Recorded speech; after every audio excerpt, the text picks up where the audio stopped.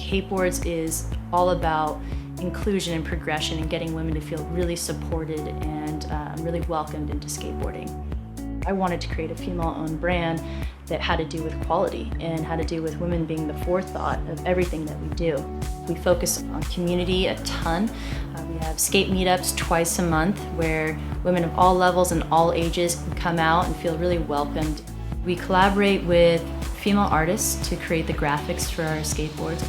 Women of all different backgrounds come together to enjoy just skating together and being together and creating friendships.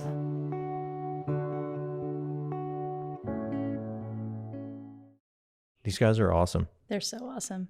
I like them so much already. I need to kill the music. Oh, really? Yeah. It's nice to have a little background music. I could sing. Tall and tan and young and lovely. That's right. We were jamming over at the house one time and you were singing a little bit. I was thinking about that. I was like, that was that one night and you and I were playing guitar together, right? Mm-hmm. Yeah, that was fun. That was a good time. We got to do that again. And I think you busted out in song while we were eating gelato too one time in Encinitas.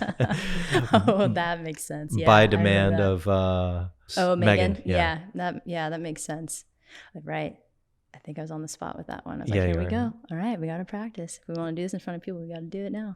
Leave it to our friends to put us on the spot, right? It's good for us. Mm-hmm. Yeah. I think so. Because they believe in us. They know what we're capable of. That's a beautiful way to look at that, actually. Yeah. I think, good friends. Right? Yeah, no doubt.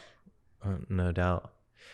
I was thinking earlier exactly how it was that we met. And I do recall how it was that we met. It's quite simple, through Stuart. Right. Yes. But technically through Toby Dog, his dog, right? Oh, yes. And then I met you at the Roxy one time. You did. I think we FaceTime with mi madre. Oh, didn't we? FaceTime with my mom we that might night, I think have, so. Yeah. That's funny. Good times. I love that. So we had some time to hang, though. We did. It was nice. And I'm glad we're having this time to catch up. This is how I catch up with all my friends, just podcast setup only is how I, just really feel comfortable catching up. So I'm glad that we're having this. I hope you do feel comfortable, honestly. I do. It's amazing. This is so fun. I love the vibe. I love Dave and Peyton are awesome. It's just great to be here. And thank you. I'm excited to chat with you. Yeah, you guys are great. On the record, they are amazing. I give them shit all the time and they give me shit all the time too. That's love. Yeah, it is. Well, for the most part. So how are you? In this moment, I'm doing fantastic. Yeah, it's a good day, beautiful day. Spring is upon us. Kind of feels like symbolically the clouds are kind of parting, right? And things seem to be picking up a little bit. There seems to be more momentum. No doubt. And it feels really nice. I know we're not out of the woods, but definitely feels like things are changing a bit right now as far as COVID and all that goes. Unless people just have COVID fatigue. I don't know. But weather-wise and just with the vaccinations, it feels like we're getting to a better place. So I'm hoping that continues and we can get back to, not to normal, a new kind of normal, but a place where we can, I don't know, like for me with having the meetups and everything like that, haven't been able to do that. And so getting back to that sense of community and togetherness, we've figured out a way to build community without actually being able to be in person, right? But there's just nothing like the in-person connection. There's not. Yeah. I miss it. And the flesh has some pure value to it alone. I mean, even not just with people, it's kind of like looking at a plant on TV and then like going over and watering a plant in real person. It's like a totally different experience to give life or to help something along or be part of something's growth. Yeah, and being part of the community the way you are and then not being part of the community like you were. It's tough. It's definitely an interesting evolution over the last year. Absolutely. But yeah, I'm good. I'm feeling good. Yeah, I'm feeling really good. I think we might have met during a summertime. It felt like it was very summertime. There were bathing suits. We were surfing. We were on the patio. My memory was it was hot and it was like summertime. Let's run with it. Yeah. And I moved into this place over here. So I think that was like Oh, you're August. talking at the very beginning when we first met. Yeah, like July, August time frame. Summers around here at the beach, you're very very much in the moment, it seems, versus winter, right? So true. It's such a, yeah, absolutely. It's a little different experience. The community that you have down there in technically Cardiff, right? Encinitas, Cardiff, North County. Yeah, yeah. In that area, I was just there today. Actually, I spent my most of my afternoon there with a buddy of mine, Austin, surfing at Pipes. You went to Pipes? Yeah. Awesome. And we parked in the lot, the state park lot, and just, you know the drill. You back up there and you're on the cliffside and you talk to everybody and surf a while. And isn't it magical? Yeah. I love it. I love it so much. It was one of the first days, because it was quite a bit warmer, that I was like really in the moment, kind of really experiencing the afternoon. And I'm looking forward to more days like that too, Katie. Yeah, absolutely. Yeah, so I try to stay in the moment as much as possible. To your question about, in the moment, am I happy? And yeah, the answer is yeah. In moments like that, I mean, just being able to have the awareness to embrace it while you're experiencing it is huge. Yeah, no doubt. Yeah, we got to appreciate what we have here. If we don't, I was just in Texas. Yeah. And cool, I don't know if you travel much anymore, or if you did before. Not now, yeah. I haven't traveled or been on a plane in a year. It was wacky. Where'd you go in Texas? Dallas, Fort Worth area. Denton, Texas, which is just north of Dallas and Fort Worth. And Texas is very different from this place. What were some of the stark differences? There's a lot of land out there without buildings on it. Sort of like the desert out here. Yeah. You can go for miles and miles in sort of any direction on a freeway and not see a lot of stuff, which is great. When you get into the city, the stark differences were just the feeling of that ocean air and ocean energy is clearly not there. It's even though it's a coastal state. And I remember growing up, coastal Texas, it's in Port Arthur, it's a port town right on the Gulf of Mexico. It's just that center of Texas, that Dallas Fort Worth area. It's very concrete. It's a lot of concrete, a lot of asphalt, and a lot of open land, and chain restaurants everywhere, people honking and racing around in traffic. Yep. So when I landed here in SAN, which is like the best airport to land in ever, because you fly over the surf. Oh, it's so fun. Into a marina, basically, and then you get to drive through the La Jolla Hills on a beautiful day. I love coming home to San Diego. It's such a great feeling. We live in paradise. Sure do. When'd you get back? Is this recent? Yeah, I got back on Saturday last week, so a week ago now. Okay. But look at you getting in the water. How often are you getting in the water these days? I got in the water that day when I landed, so this week I've been in 4 days. Wow, good for you. 4 of 7. I have not been in the way that I've wanted to be recently. I rolled my ankle and just trying to make sure that stays all right so I can skate and surf and jog and all that. But take care of the body. It's one of those things that follows us around the rest of our life. Yeah. Tell me about it. How'd you roll your ankle?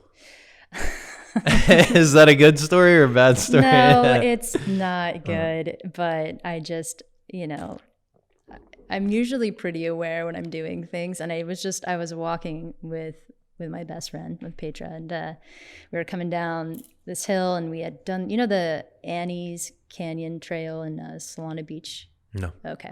Well, it's this really cool trail. It's like the mushroom caves and all that. Oh, wow. So we're doing that, and we're don't get too excited. Oh, wow. Well, you said mushroom trails and canyons. That sounds amazing. I don't know anything about it. I know. And it's actually really You're amazing. giving me shit. I am giving you shit. I'll slow down on that. Keep it coming. Okay. Yes, ma'am. But anyway, we're coming down, and I'm looking at her, and I'm just chatting. Then all of a sudden, out of nowhere, I just hit something in my left ankle. The ankle bone just 90 degrees. Oh, no. Just all the way down. How are those sound effects in there? Wow.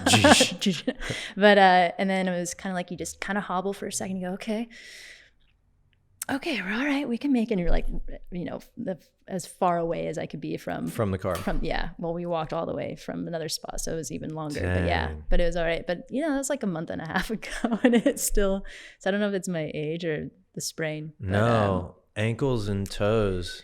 Those things are gnar. Yeah, no, it's true. And that's part of just taking care of the body and making sure that you know, I'm doing everything I can to get it better so I can get back to the things I love, you know? Totally get it. Yeah. I was out of surf for a little while, sort of. I would continue to try to surf with a broken toe, but it's like this toe on my right foot, which is my front foot. It's your ring toe. Is that my ring toe? That's where you put all the rings. Wait. Just kidding. Your ring finger. Is there such thing as a ring toe? I'm just talking about, you know, like you have your ring finger. Yeah. And then it's your ring. Did you just literally make up ring toe as a term? I don't know. Do we like it? I'm not into it. When it's addressing me, I'm not super fond of it. What about your ring toe? I just feel like it just makes sense. Do you have a ring on your toe? That ring toe? I have rings on every single toe. Wow, you showed up today. Stacked, no too. doubt. 5 each. The pinky has 1. Really? No. Oh my gosh. Okay, so back to my fucking story. Okay, so sorry. so back. Oh yeah, right. Yeah. So I'm hiking up the hill at Carlsbad Cliffs at Turnarounds after a surf session. So I've got my board and I'm hiking up the hill and I'm scrambling. And I'm barefooted and I'm cold with a longboard, and I finally get up to the asphalt pavement and I'm walking back to Turnarounds to get to the car. Monster set comes in. I'm looking left. Oh no. I'm on the road, like I'm on the flat asphalt of the pavement, right? And I'm looking at this giant, after I just scaled a cliffside, okay? And so I'm looking left at this wave. Reese looks left. We're walking, and there's this piece of asphalt that someone's like clipped with a car that's hanging off of the curb. Yeah. And it's right in front of my foot, and I just nailed it. So mind you, we were surfing before a tattoo session, like a 7-hour tattoo session. So now I had to go to a tattoo session with a bloody broken toe. Wow. That's sit intense. For a tattoo, and then that put me out for like a month and a half or 2. Yeah, easily. Can't mess with the ankles and the feet. Yeah, ankles, toes, all that, like you said. Dang. So you're skating a little here and there? Yeah, that's what I want to get back to first. So that's just the easiest thing to test out. You know, you get in the water, you're surfing, you have far less control of what's going to happen. And so I figure, okay, I'm going to try things out with skating because it's really what I want to make sure I can do. And it seems to be all right. And then with surfing, hopefully I can get back to that soon. And then with jogging and stuff like that, it's just going to be a matter of, you know, how it's feeling and not overdoing it. I've pushed myself so many times with being an athlete and being in pain and still pushing through that. And I've just gotten to this point in my life where I'm like, that's not helping me. And I had somebody come into my life a few years ago who really helped me understand that about myself. So as far as just recognizing when I'm at a point where I need to chill and take care of myself so that I can get back sooner and not continue to hurt myself. It's important to be self-aware, particularly around injuries and hurts and pains. Absolutely. Boy, I'll attest to it. It's important to pay attention to that stuff. Yeah. So have you had a really, really bad injury that's my neck? Laid you up? Yeah, my neck. Shoulder is okay. I mean, it's manageable, but yeah, my neck has been bothering me for quite some time. Yeah. But it's one of those things that now it's more of a constant, you know, pain all the time. Yeah. And it's just, that's rough. It makes it difficult to have a positive attitude all the time, but you work it out. You know what I mean? Those are just things you work out. But man, had I been a little smarter the day of, you know, and done things just a little different, I might have saved myself a lifetime of chronic pain. Live and learn, right? If we're lucky. But the experience in itself and the person it's made me today to be able to live through that, and then the chronic pain that comes with it, and the attitude and perspective on life that I can bring to the table now for myself and the next thing that comes that, you know, may present me with more pain or whatever, is one of those things where I'm ready. I would do that experience all over again. Wow. You would do that experience all over again? Yeah. Like all the things that have happened in my body, you know, I don't regret that. Like I wouldn't take that back. Got it. I would definitely send it just the way I sent it then. That got me hurt. Yeah. But man, if I had thought like, you know, just a little differently about it. Well, I can definitely relate to that. I had chronic low back pain for 10 years, and I still have it a bit, but L5, S1, being an athlete my whole life, pole vaulting, I mean, there's so much wear and tear on the body that I've done through all the different sports. And then you start creating stories around your pain, right? You're actually telling a lot of people, right? Because you're in pain, or people ask you questions, or speaking it into being. Yeah. And so it just kind of just perpetuates. And so getting to this place where you can halt the story, and when it just does become a part of who you are after 10 years, being able to kind of unwind that is difficult. But when you have the tools and resources in place, I mean, I did so much PT and acupuncture and just kind of everything under the sun to get my back better. And sometimes I get some relief, I'm sure you felt the same with your neck, but then it kept coming back, and then I remember like 4 years ago, a couple of friends who know me well, they're like, do you think that any of this is maybe like emotional? And I remember kind of getting defensive because it was so physical. Like it felt like my spine was just off, saying, I feel that way with my neck. Yeah, and it gets in your head. It gets in your head, and you get really protective over it. And then there's this connection between the brain and the body, and the brain like not letting you do anything or move because it just thinks that you're gonna throw a limb off or something like that. So then I started getting there's a factor of fear involved. Oh, absolutely. And then I started feeling like, well, anytime I'm in pain, it's never gonna go away, like because I would get a thing with my my glute med, and then that should be something that goes away in a few weeks or 6 weeks or something like that. And it had been 8 months. And I'm like, yep, as soon as I'm in pain, it just never goes away. And then that was the story too, right? Because I had the back thing, and like I was on the verge of getting surgery. It was so bad. And I was sitting a lot at my job. And then again, like I mentioned, this was when you were at Arbor? This is when I was at a commercial real estate firm, actually. Okay, yeah. Cool. So yeah, I did that for a bit, but spending some time behind the. Yeah, which always hurts. It's not the way we were designed to spend our entire day. Right. Yeah. So anyway. Well, anyhow, so I had somebody come into my life in 2018 who really helped me understand what was going on, did these different drills on me. And he goes, look, the good thing is this isn't, even though you're experiencing physical pain, like this isn't a structural thing to the point where you need to get surgery. He goes, and that's when he told me, as an athlete, you've pushed through pain so much in your life, and you've gotten to this point where you've created a lot of distrust between your brain and your body. And so and this is, I'm receiving all this information going, okay. And then it started making. This makes a ton of sense. It makes a ton of sense. Right, and, and I still like speak this person's praises all the time. But he was saying these different things about pushing through pain, and how that's led to a lot of distrust between the brain and the body. And he said, your brain doesn't know if you're just going to throw a limb off of your body. So it's limiting you to staying right here. And if you move even just a half an inch to the right, it's going to signal pain. Yep. I was like, because I was like, no, but I stopped surfing and skating and yoga and running and doing all the things that I love to do in order to make my back better. It's what I've done for the last 3 years, and it actually put me in more pain. I was stopping the things that were strengthening me, which is what I needed to do, was natural strengthening, sitting behind a computer, doing the same shit, and then coming up with, I need to stop everything. Yeah. To figure out which one of those things is causing pain, but yet the pain level kept going up. Yeah. The less I did. Right. And that's where I've been at recently. Yeah. Sorry. But I want to sharing because that's. I want to hear what's going on with you too. I mean, we share similar experiences with that.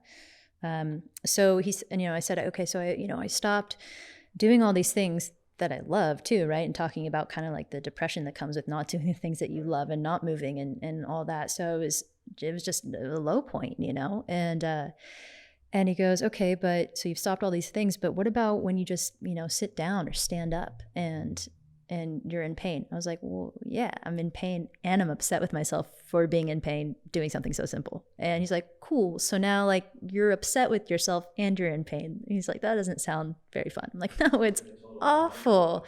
It's awful. He's like, this is what I want you to do. He gave me some isometric things to do too, but he's like, I want you to I want you to the next time you go to sit down, I want you to go really slowly, and I want you to check in with your body. I'm like, okay, and like I'm a believer in these things, but it also is kind of like, I've done everything, there's no way this is as an athlete work. Too, yeah. Right? And your mind's like, no.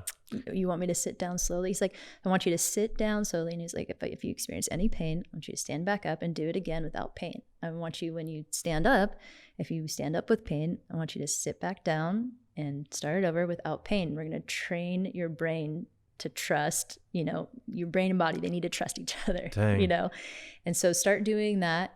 Do it without pain, do it with compassion, check in with yourself, ask your body your brain, whichever one, if it's okay to do this, and if it's okay, And so I did that.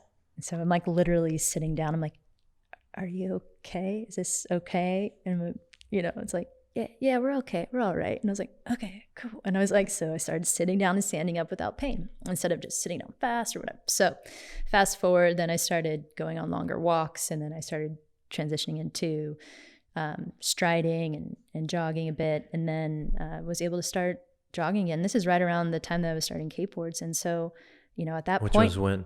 November of 18. And so this was 18. August of 18. I just quit my job at the commercial real estate firm. And in those few months, that's when I started Kateboards. But I wasn't even able to skateboard before that because I was in so much pain. I was like, God, I'm starting this skateboard company and I can't even skate right now. This is terrible. Dang. That's gnarly. It was pretty intense, but it got so much better after that. And so I've just circling back to treating your body right and it being a temple, and try to eat really healthy and be really mindful of what I'm doing. No doubt. Yeah. That's a daily routine. Right? Yeah. It's a daily, you gotta see it as something fun. That's the way I have to see it.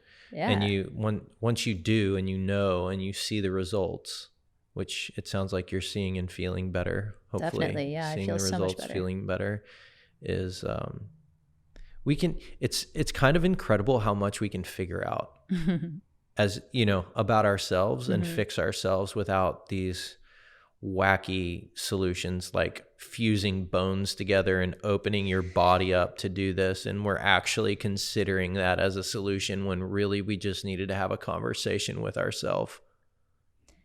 You know what I mean? It's so profound, isn't it? It's like so simple and so profound. Yeah. And until you've gone through it, I don't know that it resonates.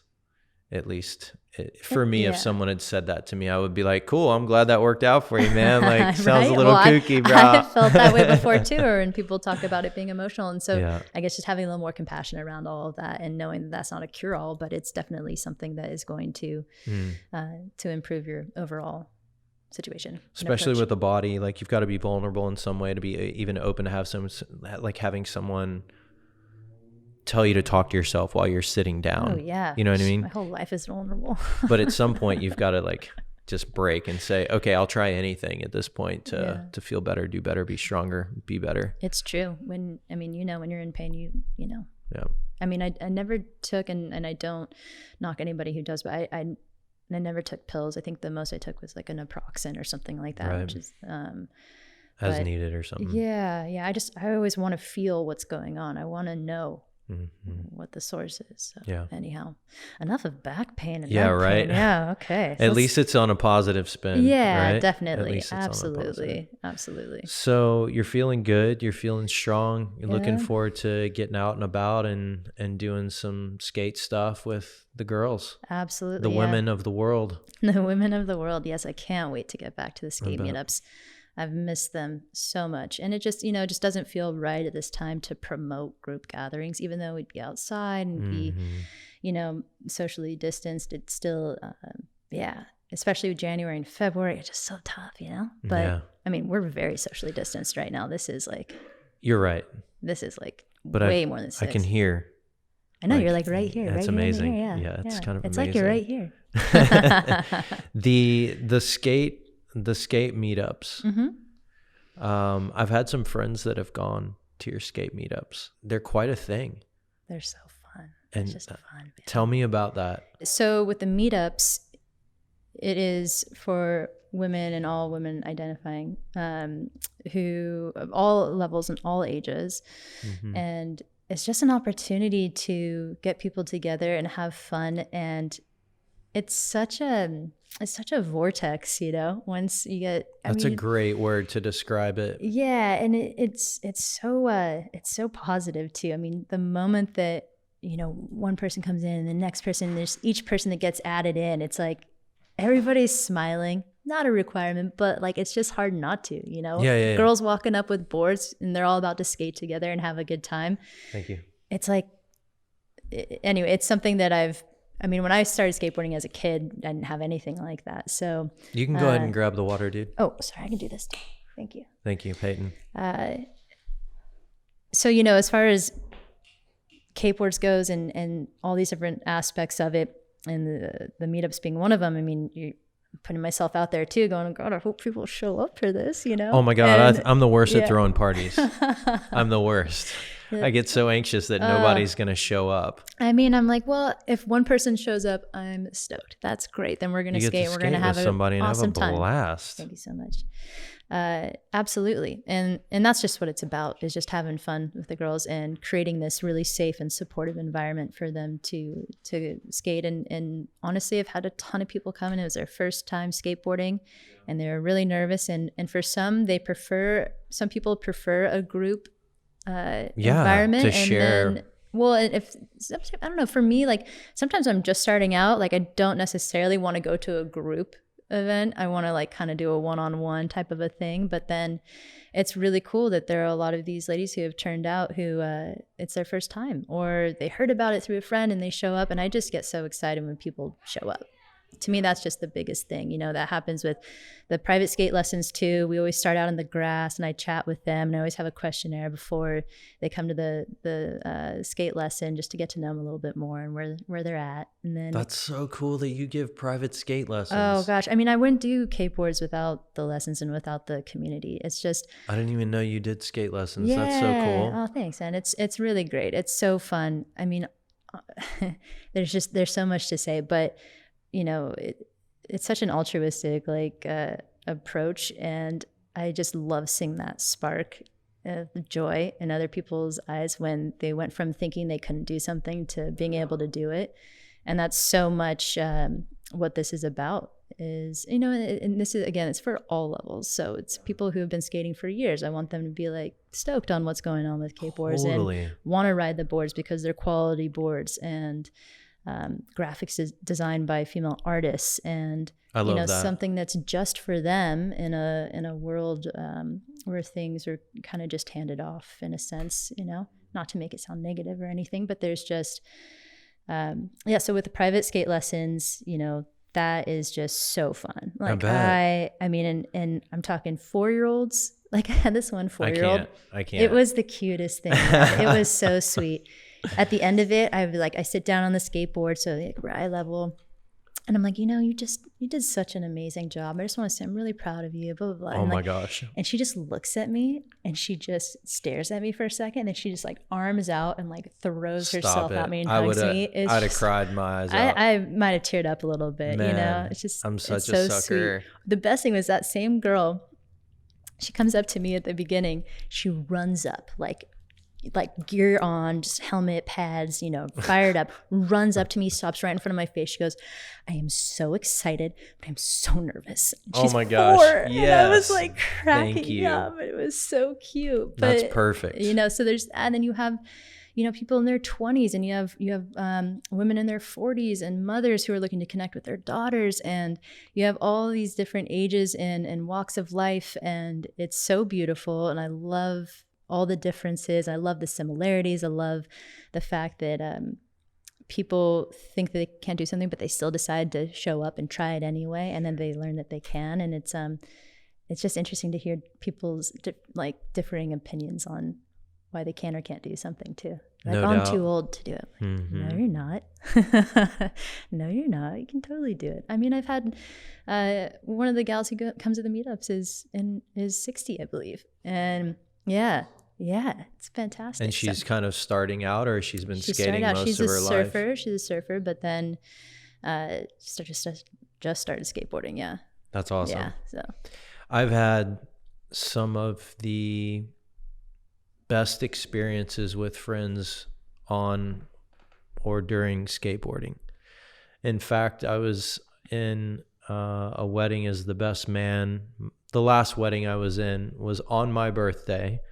I was the best man, and it was in my old stomping grounds on the beach in Southeast Texas. Crystal Beach, for all those people listening that know anything about the dirty ass part of Texas called Southeast Texas. Like they call it the armpit of Texas. But it's a beautiful little beach. Sorry. Yeah. Natural gas and oil refining. Yeah, exactly. But even in my best man speech, it was all stemmed around an experience on a skateboard, actually. Really? Yeah. Yeah. Oh, interesting. A profound part of my childhood growing up was around this yellow, what I called my banana board. Mm-hmm. It was a plastic deck, and it had, pretty loose high trucks with big yellow wheels. It was my banana board. I love it. And I lived on a street called Wright Street, W with a W, Wright Street. And it was like a major hill to bomb for a skilled skateboarder. Mm-hmm. And you're on this tiny board. Yeah, I think it was like 4 or 5. And I would sit on it and scoot along, or I would try and like do my thing in the driveway. But I'll never forget that little thing went with me everywhere during that time on Wright Street in Austin, Texas. I was staying with my aunt for a bit, and that was my first skateboard. That's so cool. And I was a total board head after that. And some of the creepiest, scariest, funniest, most beautiful things have happened while, skating with friends. Oh, yeah, absolutely. You get to laugh. The camaraderie is incredible. Giggle, experience, and grow together. It's a beautiful thing. Yeah. I taught sailing when I was in Texas. I grew up sailing more than anything. Oh, cool. And so I bought a little boat to teach people how to sail on. And that was really fun, to your point. Like, as soon as you hand them one of the lines to one of the sails and they're part of it, it just... Or when you're being powered by wind or the gravity of a skateboard, you start to go down a hill a little faster than you're comfortable with. We all know that first hill, right? That the first time that happens. And we're like, oh shit, what do we do? Foot brake. Well, yep. If you know how. Exactly. But no, those experiences, to do that with someone for the first time is, man, that little girl's going to remember you forever. Well, and that experience for forever. Experience, yeah. Yeah. Yeah. To be part of that's pretty beautiful.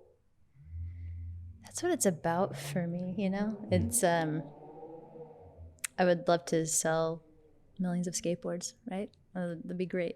And we'll see what happens with all that, but honestly, it's about the connections with all these people. I mean, I build every single skateboard and deliver it to most, I've been shipping nationwide, but also do a lot of local pickups. And so just being able to connect with customers or, anybody who's doing a skate lesson or the girls in the community. I mean, it's just brought opportunity to connect with so many different people on so many different levels. And I love that, I love that so much. Doing what you love to do yourself. Which is be a connector, be involved in the community, and skate and be outside. It sounds like a dream. Are you living in a dream? I think so. No, it's been really great to combine all these different things that I absolutely love to do. So, back in college, I majored in business at State, and then I was involved in entrepreneurship and was a part of this inaugural. Where did you go to school? San Diego State. Beautiful. Yeah. Did you grow up here? I grew up in Laguna Niguel, South Orange County. Okay, I know where it is. Yeah. We talked about that a little bit. We? Yeah, I want to know a little more, but go ahead. Yeah. I want to know more about like how it was growing up in SoCal though. Yeah. It was great. But with college and business and entrepreneurship, and there's this program called the Lavin Fellowship, and I was in the inaugural program for that, and it's all about pairing up a student with a mentor and helping to bring your idea for business to life. And I had this idea for I wanted to call it the Aztec Lounge. That was our mascot, Aztec. Okay. And I was like, okay, I really want it. You have my attention already. Oh, okay, cool.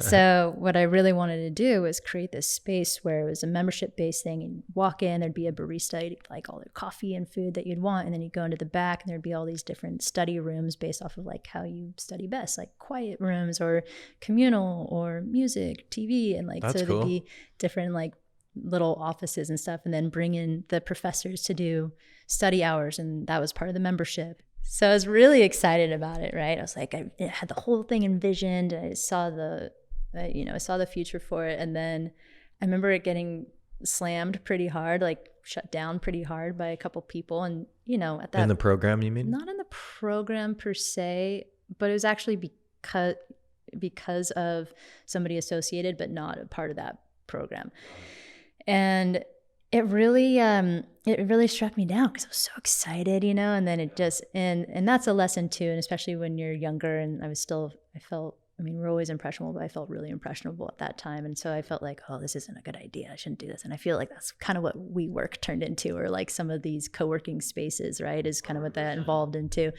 And so but it's fun in that I love that. I love building and creating and thinking about how something could be. And, so that was a starting point. And then after college, I was looking to get a job in medical device sales. And then it was 2009, not a very good time in our economy. No. So there were just very limited options. I won't say that there were none. I like interviewed at 3M and flew out and got the job. And then they were like, okay, you got the job. I was like, great, where am I going to be? And they're like, we're not going to tell you where you're going to be for the next 2 years. You have to accept the job first. And I was like, I'd really like to stay in Southern California, or Northern California. And that's a crossroads right there. It was. And it was and I'm sure so many other people in my position would have just taken and been like, great, I'll go wherever I need to go for 2 years. And that just wasn't how I felt. So I said no to that. Was in Orange County at this point for a little bit after graduation. And then I was going for a run on the beach one day. I was just pretty frustrated by just trying to get this job. Worked my whole life to like get this great career after college, because that's what you're promised after you work so hard, all these things, right? Totally. And so I'm no idea what you're talking about. Yeah, no, nobody knows. But so then I'm running on the beach, and I remember like going to a different beach because of the tide, and I'm running along, and then I'm going through this new neighborhood, and I'm trying to get back to my car, and I'm in a different spot. So I go to the security guard in his golf cart. I go, hey, I'm trying to get back to my car. I don't know where it is. And he's like, okay, well, you can either go this way or you can go that way, right? And you're just going, oh my God. Crossroads. And then I'm like, okay, yeah, thanks. All right. So I go this way. And right when I get to the top of the stairs, I run into this guy I worked with at Ocean Minded Sandals as an intern. And I mean, he's the only person, maybe with like some friends, like right at the top of the stairs. And I'm like, oh my God, I haven't seen you forever. How you doing? So we're catching up, and he goes, so what's going on? What's going on with work? And I was like, well, I'm looking for a job in medical device sales, but I'd love the surf industry, love the skate industry, because I know he's connected. And he goes, oh, my buddy Greg down at Sector 9 in Arbor Skateboards is looking for a customer service manager and in-house sales rep. God, that sounds terrible. And I was like, oh, really? I was like, cool. He's like, yeah, I'll introduce you guys today. And I was like, fantastic. At the same time, I was so focused on getting this job in medical device sales. So I'm like, but I was also like, I don't have a job. So it's so funny how when we're not looking, opportunities just literally, I don't want to say fall in your lap. I hate that, but it didn't fall in your lap. You knew that person. You had generated a relationship with this person in some capacity that was respectable and had some integrity associated with it. And that was your network. Right. And then they trust you. And that is actually, though, when things do kind of just come around, right? In a sense. Exactly. So if you're building positive network and putting the right vibes out there, yeah, of course, it's going to continue to come to you. Yeah, be good to people, right? Mm-hmm. Yeah. And so anyhow, got in touch with them, ended up interviewing with them for 3 weeks down in San Diego, got the job, took it, was there for 5 years. Incredible experience at Sector and Arbor. Love that crew, like family. We had so much fun. Yeah, I mean, just such a solid group of humans. just the creativity and the fun. It was fantastic. But I felt like I kind of got to the point where I had expanded the territory, and I could have kept going, and there was like always more to be done. But I just got to the point where after 5 years, I was like, I think I'm ready for something else. But I didn't know what that next thing was. I loved that company. I felt so loyal to them, and I didn't know what that next thing was. But I think that I just had spent my time that I wanted to spend. And so from there I was like, God, I haven't seen the world, and I never thought that I really would. Like, I didn't really think that I was going to be able to, I don't know, get out and go international and do it by myself and all that. So I really wanted to do that. I really wanted to challenge myself with that and see what that would be like. And so I did that. I put everything in storage, quit my job, had no backup plan. I just had my savings, Dang. And went to, Australia, New Zealand, Bali, and... Were you surfing at the time? Yeah. But How honestly, much fun it wasn't... did you have? I had so much fun surfing in Australia. It wasn't... it was more of like an immersion thing. Like, I really wanted to go and... Be. Yeah. I didn't make it... I'd love to go back and make it like a surf, full surf. like, Yeah. Damn, let's schedule something like that. Hi, guys. No. Should I not interact with people on the sidewalk? They're kind of cute. Oh no, cute. it's fine. If they're cute. Peyton, track them down out the back door, bring them on back here so we can introduce them to Katie. No, 3 tall, handsome men right there. But Oceanside's starting to pop. I know. Maybe I should come back. I'm just saying. Oceanside's starting to pop. But anyhow, so I feel like I'm drawing this story out. It's good. So where was I? You were... I was traveling. In action, overseas. Yep. Things were in storage, and you were taking a leap to experience life differently in a way you had never done before. Yeah, I solo show. Yeah. Or did you have a pal? Nope, it was just me, and the youngest of 3, the only girl, 2 older brothers, and so I'd have put a beacon tracker on you if I was dad or mom. That's my cat's name. Beacon. Yeah. No, they were actually really supportive. They're like, well, you're 28 now. I think. Oh, okay. You were 28. That's a good time to go, though. You great. You kind of got all that spunk and vigor stuff out of you at that point. No. Spunk and vigor out. Yeah, like the wild, like do things. Maybe it was on a whim. Yeah. I mean, that was definitely still how I was. I was more like, as I got older, I think I got progressively like wilder. Yeah. Like, I was so by the book, and so just like, okay, I got to do this and this and this in order to get this. I mean, early I had fun. On in life, yeah. you mean? But I mean, I had plenty of fun in college. I see. I was the polar opposite. Most people are. But I feel like my experiences like came later, and especially through traveling, I just kind of... Yeah. It was a really good opportunity for me to just understand myself better. Is that a cliche? Let it all in. Yeah. You're trying to absorb it all Yeah. and do the thing. I think it was the first time I had the opportunity to just go and do something like that without any... Again, it was all about just immersing myself in whatever culture I was in and just being, and not having an agenda. I can go back and remember what it was like to feel like this is a huge deal. And so coming back though I knew I wanted to come back to North County, to Encinitas, Cardiff area. And after an experience like that, you're just exposed to, and your eyes are open to so much, that when you come back here, it's like this crazy kind of slap in the face of what it's like to be here in America, and privileged, how grateful I am for it, but also the things that are required. Live the life you want here. Yeah. Third world life is super inexpensive and beautiful. It's incredible. And it's like when I was in Bali, I would get into a cab, and, typically it's like, you can do that here or whatever. And people are like, hey, how are you? Hey, how you doing? And you're like, good, thanks. But then they're like, so are you married? Like, how's your family? It's like a stranger asking you the more personal questions. Everything is more about being on that level. And it's just such a beautiful culture. And anyway, just made a ton of friends. And, somebody had said to me, even when you're traveling alone, you're never alone. There's always people. And it's kind of like when you travel alone, you actually meet more people in a sense. And it was an opportunity for me to just do whatever I wanted to do, whenever I wanted to do it. I didn't have to explain myself. I could just take that flight if I wanted to, or I go here or stay here, or do this or do that. And, there are like some lonely points, for sure, but it was such an incredible. That's super important though. Yeah, just those that lonely independence points are really nice. I think, yeah, it is. And it's, more, I try to look at it as more like solitude than loneliness, but kind of blurs a little bit at times. But honestly, it was an incredible experience. So I came back, and then that was September, I think it was September of 2015 where the idea for Kateboards really struck me. So you had worked for Arbor. Mm-hmm. Did you have a passion for skate way before? Yeah, way before. I started skateboarding when I was 7 and fell in love with it, and it's been a part of my life all the way through. Yeah. And so I've always had a love for it, and so the idea of working for a skateboard company was super attractive, and it was a dream. It was also something I thought, well, I'll get involved in action sports after I go the corporate route and all that, and then it just kind of flip-flopped.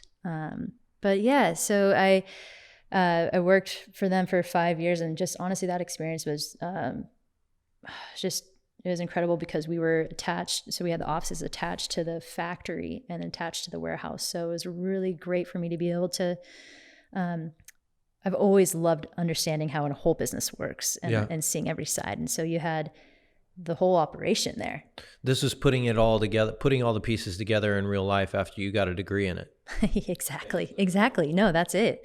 And I was so excited about that. I felt like, I want to know like everything that's going on, and understand. So I'd be, we would do tours through the factory, and, I'd be out there boxing orders for my accounts and other accounts, and just anything that need to get done. Like we had so many orders, we get to the point where it'd be the whole office crew from time to time would go out and stay till like 6 or 7 and box a ton of orders. But yeah, it was a really great experience for sure.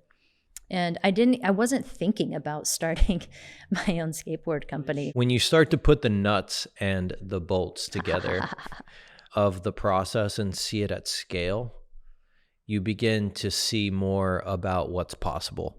And that, oh, by the way, a skateboard company started from an idea of a dude making decks and throwing some trucks and wheels on it for the neighborhood kids, and it turns into a giant skateboard company. Like a passion becomes a dream of capabilities in what you can do financially, how you can grow and employ and create community around a dream, a beautiful dream. That's what big business did for me too. When I saw it at that level, and, I started to work through it myself, because that's what I've been doing for the last 17 years now, since I've been out of the service, was manufacturing, supply chain and manufacturing, finance, consulting, basically. That's when you were going to China, was through that as well? That was for my own company. Oh, okay. Yeah. Partnering with the manufacturer of COBO bottle. Mm-hmm. So that was some time back. I remember you were traveling, and were you doing speaking engagements, or were you doing? Yeah, I was in New York at the time. Okay. Yeah, I was speaking at a new philanthropic program that they had going on in a Spirit, Mind, and Body Institute. So they had me come out and talk about what it's like to build a company that's based purely on benefiting the community and the people and the earth, which is essentially now what they've coined as a benefit corporation, right? So I would go and do that kind of stuff. That was the extent of kind of my travel then, but that was when I took a year off. So I was in manufacturing for 13 years before that. I took a year and a half off, and then I started consulting again for manufacturing companies and service companies. Did you enjoy that? I enjoy it a ton. It's now I'm in strategy. That's great. Good for you. But that's where you get that exposure to the way things really work. Because they're CPG companies, they're consumer product good or service, and that they're providing it to the people at scale. And when you see that, like what you were explaining, is when you see that at scale, you begin to see what's possible. There's no doubt that my experience there plays a role in what I'm doing now. at the same time, it still feels like Kateboards is such a combination of just everything in my life, and it just makes sense, and it's just who I am and what I love to do, you know. And then, you know, my experience there is huge, and but I just can't imagine doing anything else. I remember being at the commercial real estate firm, and I'd wanted to get into residential real estate. I got my real estate license. This opportunity came up and didn't want to pass it up, so I was doing that for a while, and then I was like, all right. And I kind of checking in with myself, because I knew from 2015 on that I wanted to do Kateboards. I just was trying to figure out how to make it happen. I had my reasons financially, like I came back from traveling. The supply chain itself, like where to get the boards, what kind of materials. I was nervous, you know, I was nervous to bring it up to Sector 9 and to Arbor, because I of course wanted to tell those guys and let them know, but I also felt like, okay, I really want to do this on my own. I don't want this to be something that is like, okay, because I worked for them, now it's just going to be easy and I'll just like ask everybody else to do everything for me. I was like, I really want to create this foundation and set it up myself. So when I came back from traveling, it was like, okay, this idea was there. I remember pulling off the side of the road. I was like, because I just was struck with like, oh my God, this is it. I remember like the surge through my body, this excitement that I haven't felt in a long time. And I can still remember it. And I was like, this is it. This is what I'm supposed to do.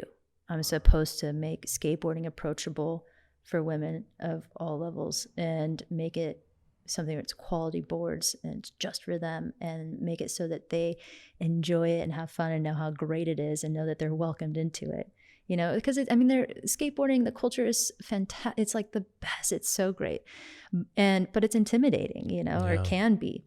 And so sometimes. Are you kidding me? Yeah. If you've ever bombed a hill or gone too fast down a hill on a skateboard, or you go to a skate park. Yeah. And I mean, it is intimidating. It is intimidating. You don't want to fall down on the pavement or the asphalt. Like that hurts. There's there's the other people. I'm like, oh, I'm not good enough to be here or whatever it is. Right. So there's all these real and perceived barriers, right, to getting involved. And I really want to do my best to either remove those or help people just break right through them, whatever they are. And so when I had that feeling of like, oh, this is it, like I knew that was it. But then I was like, okay, I've got the time, right? Because at the point I didn't have a job, right? I came back from traveling and I didn't have my plan. And then I was like, I've got the time, but I don't have the money. So then I was like, okay, I got to figure that out. And then got the job in real estate, saved up. I wish that I saved up a lot more, but at the same time, it was just going to delay the process. There's never a perfect time. 100%. And that was the big thing, right? I knew I got to this point in the job where I was like, okay, when you're 70, are you going to look back and wish that you had started Kateboards? And I was like, absolutely.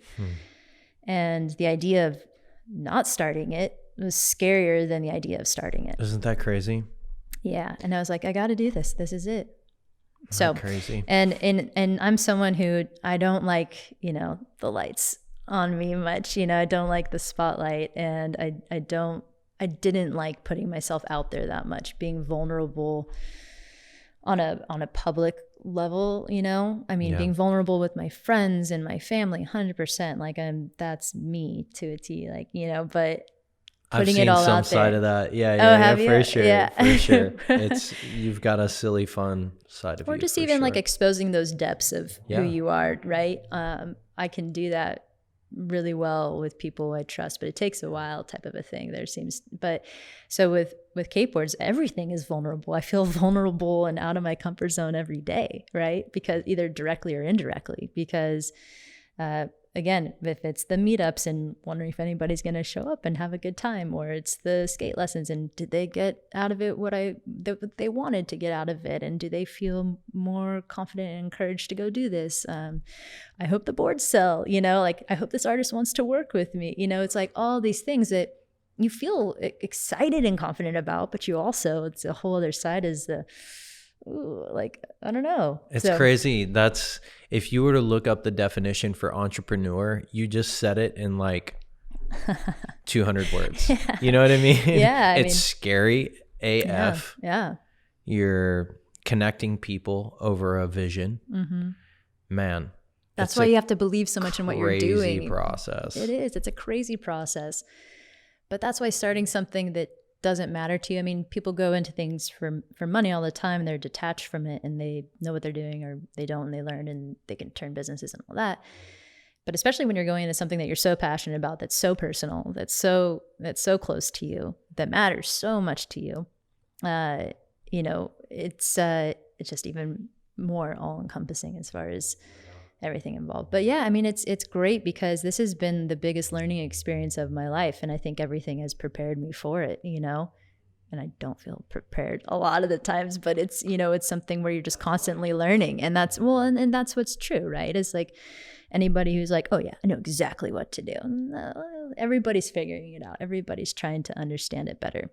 No doubt. And so it's just, it's like every day that mirror is just right there, like the good and the bad, you know, the things that come up when you're doing something on your own.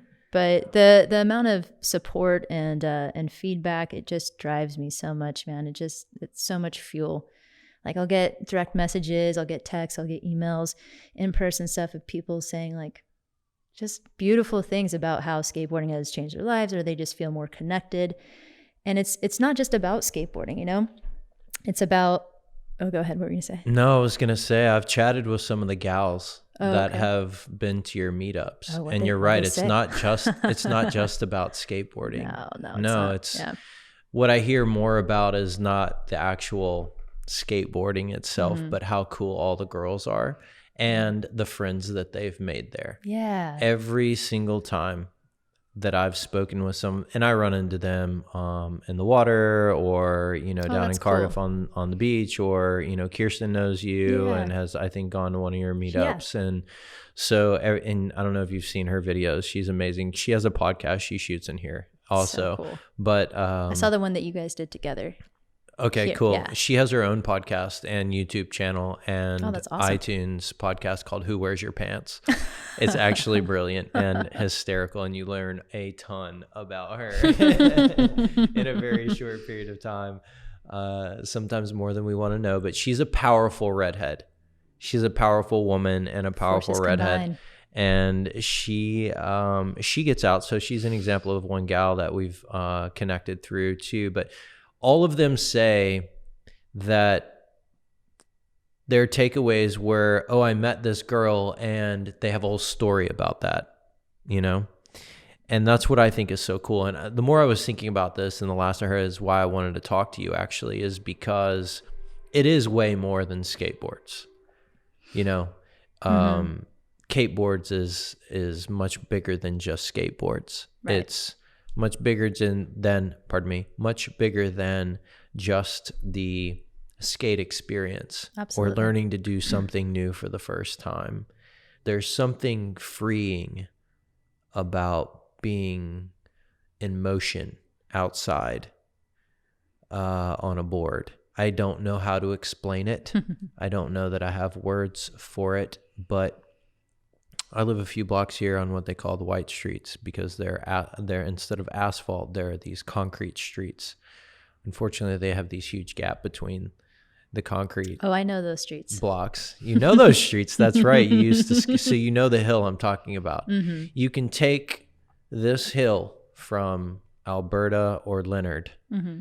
Leonard's a little steeper than Alberta. Mm-hmm. All the way to the beach, as you probably know. And then Minus they have that bike trail. Yeah. Less the train tracks. There's a guy with a pity on his leash that'll drag in, and I swear they're doing 15 to 20 plus miles an hour, really? And he will ollie over and clear the skate. That's so cool. Or he'll clear the tracks. Yeah. Like 2 ollies, or because that's pretty. I've seen him like whack it really? Twice. That's incredible. Whack it twice. And he just, but yeah, I mean, it is so freeing. Yeah, absolutely. It's and you know, there's so many life lessons in skateboarding too. Just, you know, the awareness that it takes in being aware of your surroundings and what you're doing, and you know, for a lot of people, it takes a lot of courage to step on that board. No doubt. And then what I really want is for people, especially who are just starting out, everybody, but especially those who are starting out, is to apply those, you know, the courage that it took them to start skateboarding, and then the confidence that they gain from it. I want them to apply those things to other areas of their lives as well. And yeah, absolutely. I mean, it's one thing I can say is when you start to shove along, like when you know how to really shove along and get moving on a skateboard, you can cover territory. Oh yeah, it's so fun. I try to I'll get my knee way up here and try to just see how far I can go in one big push and just go as fast as possible. And like, it's so fun. There's so many little scores in one skate. Yeah. In one skate in a day. I just get a smile on my face, or like at least on the inside, I'm smiling like no matter what, anytime I get on my board. And it's really fun to share that with others, you know? And like I said, Kateboards is so personal, and I'm doing it because I absolutely love it in all the ways that I'm doing it. I love it.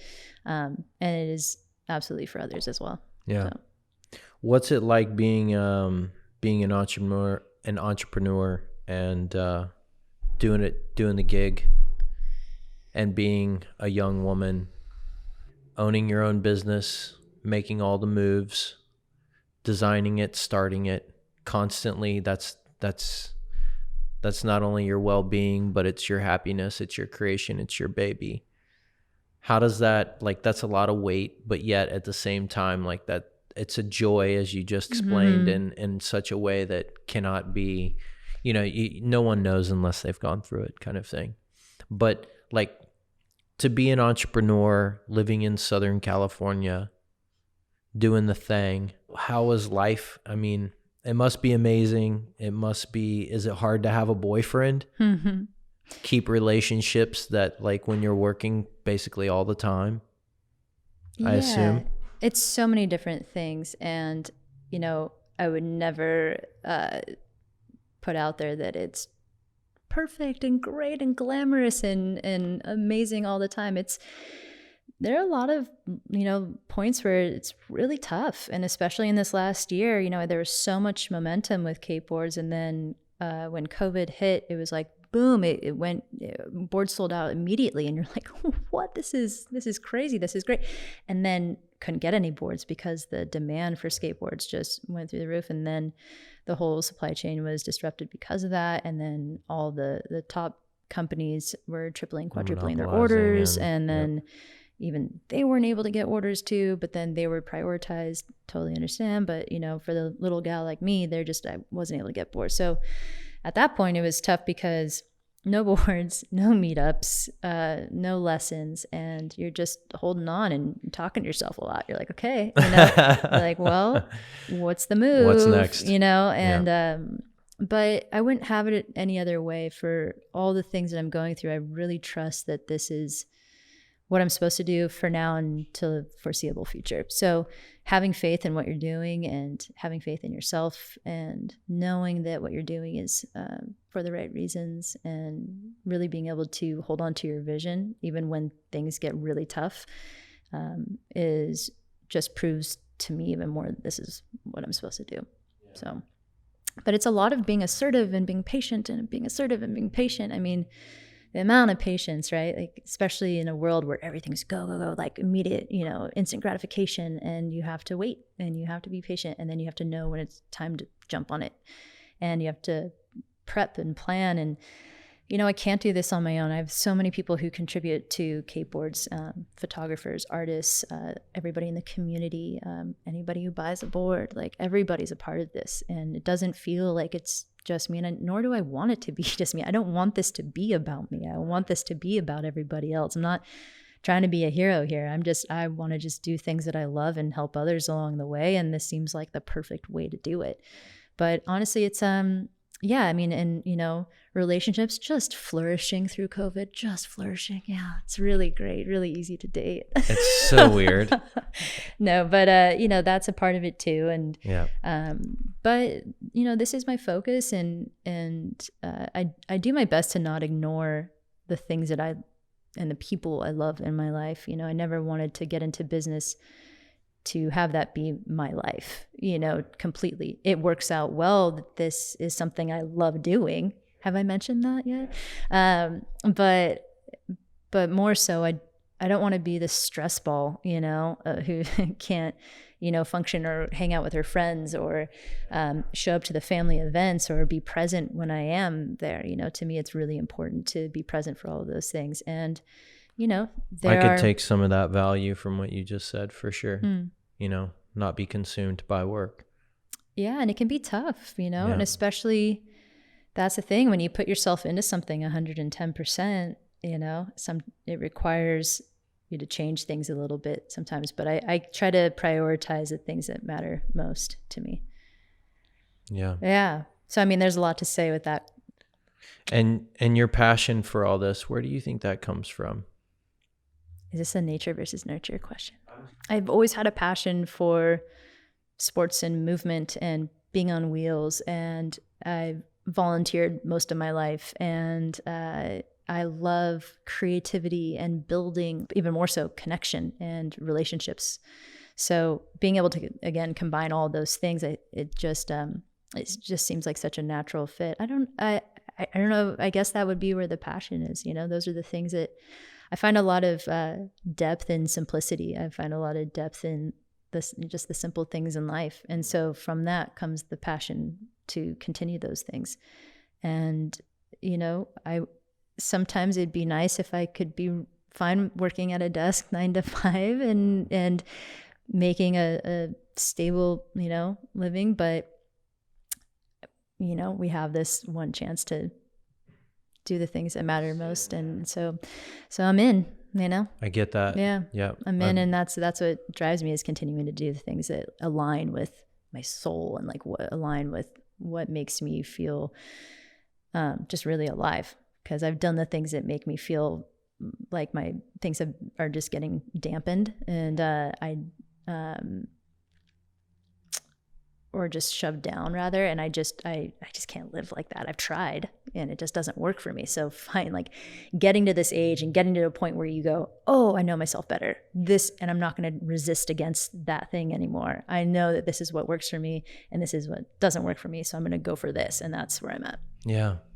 That feeling alive, I can hang on to that piece. Doing the things that make us feel alive. Right? Yeah. That's really. Do you relate that to like adrenaline though? Or do you relate the alive to adrenaline, or what do you relate the alive to? I think there's definitely some adrenal science behind that for sure.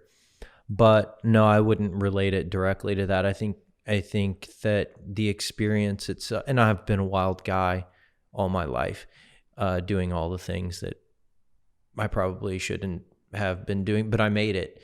And yeah, part of it was driven by adrenaline, but most of it was driven by just to experience life. And I don't know if the basis of that is adrenaline driven, but I think that even the outcome and the slowdown, and it's not the notch on the belt, like, oh, I did that. It's right. Not that for me. Don't really care, you know, how many bullet points we have and how many boxes we check, to be quite frank, or the story we get to tell later. Mm-hmm.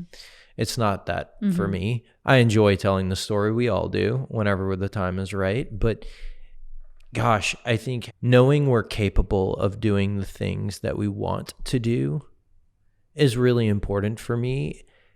Being able to do the things that I want to do is really important to me also. Mm-hmm. That's where I find that I'm a human being more than a human doing, is in those moments where I just send it off the side of the cliff, or, you know, the bigger day that you're like, oh shit.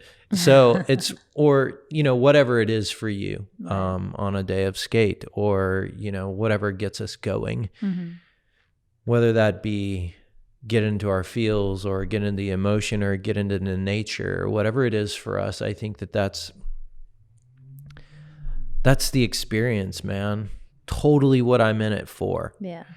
And to hear you say that, you know, kind of where does that passion come from? Doing all the things that we love doing, that we've kind of accumulated through life, that we understand, that we really enjoy, like how beautiful. Yeah. Gives us joy. Well, yeah. And like how beautiful and what a privilege, and how grateful, you know, I am to be able to do the things that I love to do, man. I mean, and again, like this is all self-funded, and you know, I'm putting everything into this, all heart, soul, you know, all of it, but I still wouldn't have it any other way. Like I will figure it out. Like I trust that it's going to work out. And you have to trust the process because that's you.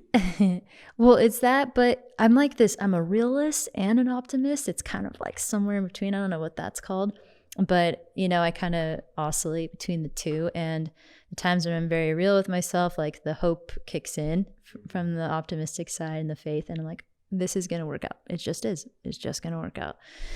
And you got to keep holding on. They say that like you only fail if you quit, but I mean, I feel like that's true. I think that seeing something through is just really important to me, you know. And if I were to stop now, it would be nowhere near the potential of where this can go. And I want to see how much I can grow this. And the more that Kateboards is out there, the more that mission is being fulfilled, and the more women are skateboarding. And God, there's so much else I didn't talk about, but yeah. Round two. Yeah, round two. So, Katie, how can we get in touch with you? Well, Logan, you can get in touch with me at 949. So you can find Kateboards online, kateboards.com, and at Kateboards on Instagram. That's mainly where we are. Kate at Kateboards for my email, you know, to get in touch. But yeah, thanks so much for having me. We had a good conversation. Man, there's so much more I want to talk to you about. Thanks so much for listening. I'm so glad you came up. Yeah, me too. And we had a chance to catch up. This was really fun. Yewww.